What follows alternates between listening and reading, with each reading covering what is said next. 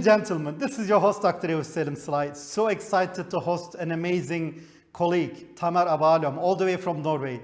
As you see, Afroturk TV is connecting Norway with Africa. So I'm so excited to host Tamer Abalom, who is a faculty at UIT Norway, as well as in the Arctic Institution, and also the CloudEARTHi's initiative. Welcome to Global Health, dear Tamer. Thank you, Arut Yafus, for the invitation. Thanks for our colleagues from Türkiye who are behind the camera, and for all of our colleagues who are watching us now in Africa.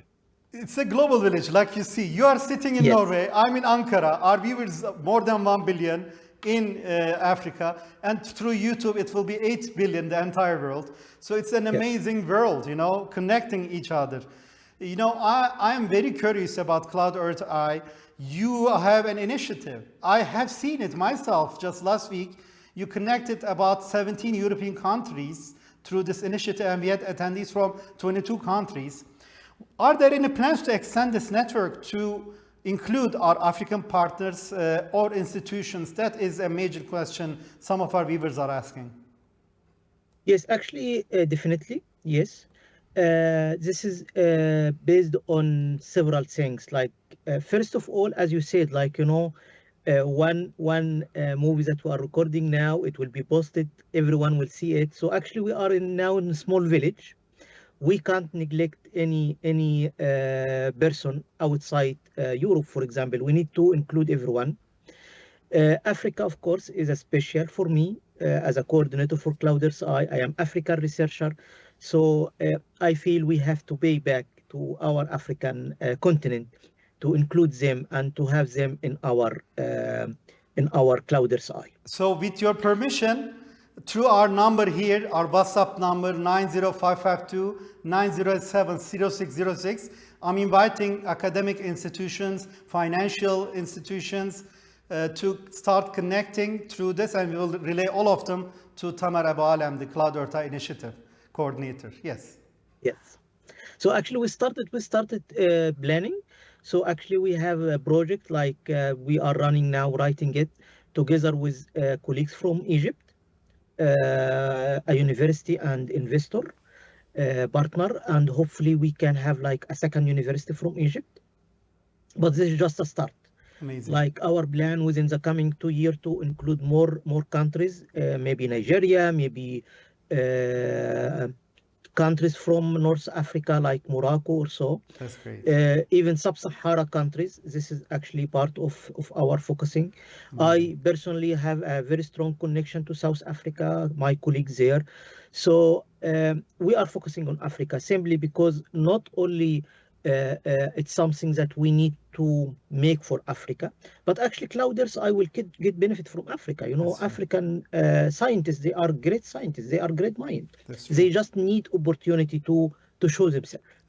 So we try in CloudEARTHi to build this bridge between Europe and Africa. We try to get help from African, but also give help to our African partner. And it's a win-win partnership, like you said. Yes, win-win partnership. You know, climate change, biodiversity loss, and unsustainable practice are actually huge issues, also mentioned by the United Nations.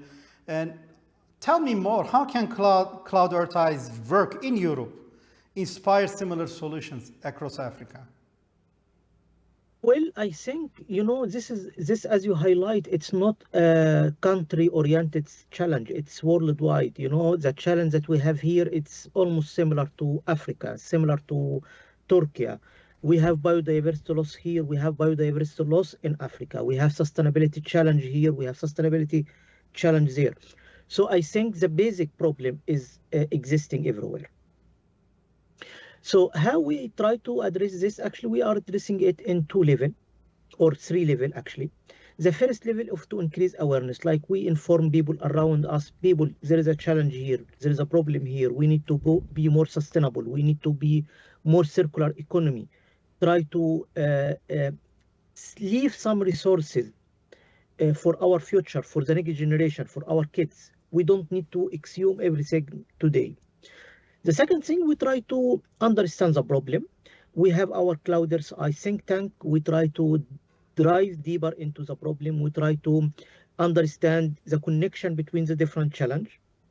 And can be different between Europe and Africa, of course, because the root of the challenge is the same, but the perspective of the people, how they are dealing with the challenge is different. Yes. So I think when we start to expand, hopefully within a year from now to Africa, we get this component from Africa, like to give us this perspective, the African perspective to the problem. And the third way of the solution, we try to develop like solution, innovation, support startups that help to move our society from this classical business to circular economy. So I think this actually it will be great opportunity to apply this in Africa. You know, business model can be applied in Europe, can be applied in Middle East, in Africa. It's the same business model. So I think our solution it's easily expanded to Africa simply because the root of the problem is the same. Amazing, amazing. It just makes sense. And you know, when I was in Poland at the fourth CloudEARTHi conference, I was impressed. You know, there were many young entrepreneurs, investors, scholars, academicians, all connected, trying to solve major problems asked by investors as well as industry itself. I see that you're really connecting academia with industry, and I'm impressed. But you're also connecting different generations. As a segue, can you describe how CloudEARTHi supports young entrepreneurs, particularly those working on sustainability, circular economy, especially ocean-related innovation? Well, actually, young entrepreneur people, they have some challenge different than people who already in the business sector. First of all, their experience is not too high in business.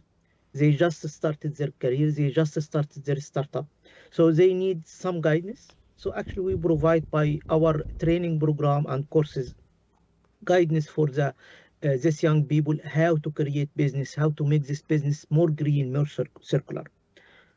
But also we provide them with our lab. We have, as we highlighted in the previous episodes, that we have like around 8 labs, current labs in different countries in Europe, and hopefully by next year we'll have 14 labs.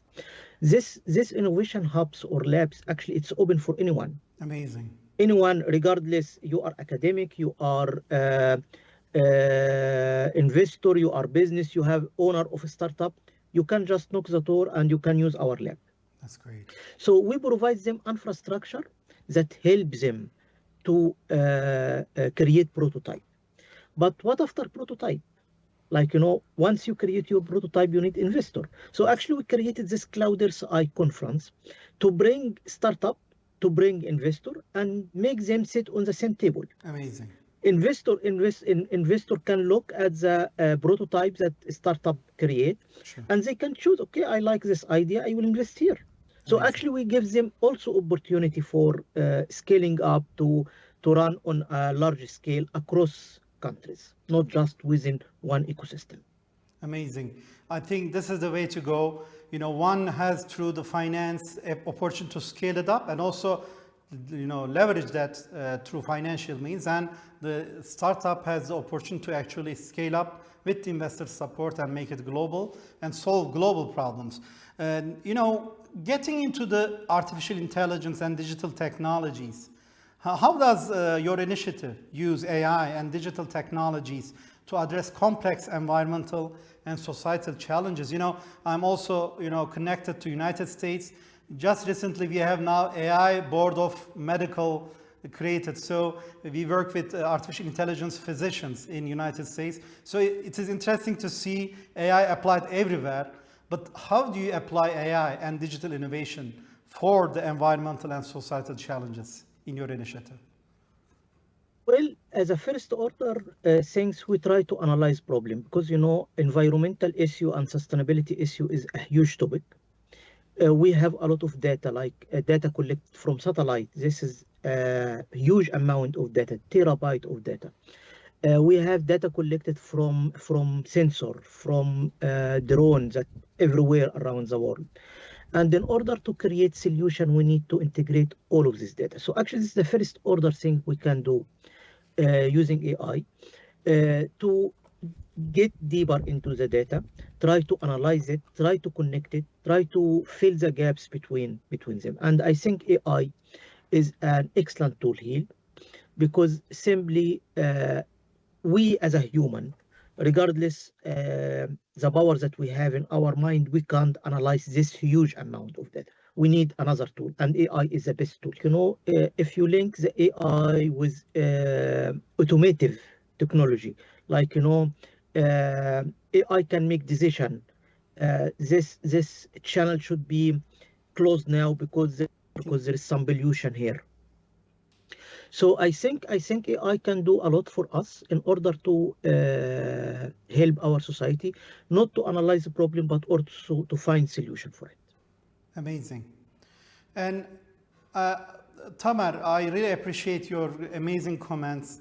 I have one more question about inclusivity and diversity. These are very important for all of us coming from diverse backgrounds. And I know it is core for the CloudEARTHi initiative. How do these values shape the CloudEARTHi initiative strategy, and why are they essential for sustainable development, to keep the development sustained? Well, how it's important for sustain the development, we are living in one earth. Like it's only one earth for us. It's only one home. We can't say we find a solution to European people only or European country only. So what's the point? What's the point to find solution here for European country, but there is pollution or there is biodiversity loss in Africa or in Middle East? In order to find a way to big goal to help our earth, we need to include everyone. We need to include developed country. We need to include developing country or underrepresented people. We need to include everyone in order to find solution. And this is simply because the challenge is really huge. The challenge is problem. We try to reduce this temperature, the climate change, and we already at the tipping point.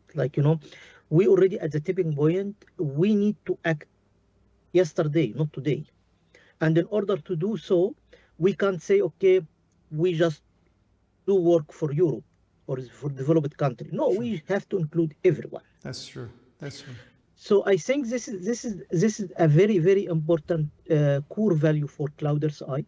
And this is why we have a full project. We have like 3-year project just to analyze this value. The project actually will end in 2 months from now, and we have a huge amount of data to analyze and to correct our track in order to be more inclusive and more diverse. Amazing. My actual last question is this one. I apologize, not the one before. During the European meetings we had, I see and observe that you are working very closely with our Ukrainian institutions, and even during the wartime, you're keeping their spirit up. From your perspective, what lessons can be drawn about resilience and international cooperation in innovation ecosystems?